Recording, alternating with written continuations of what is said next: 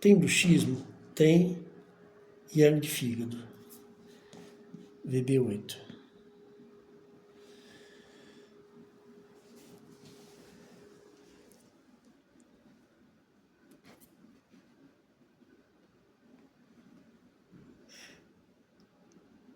E quando junta, aí eu solto o VB8.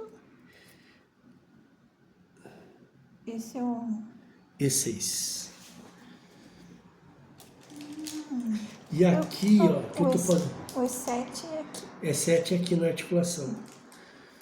Tá? Eu tenho conseguido melhor resultado com E6. E aqui, ó, tá vendo que assim, igual eu mostrei lá de passar por baixo do tendão, que você vai ver lá nas costas, aqui eu tô fazendo a mesma coisa. Prontinho.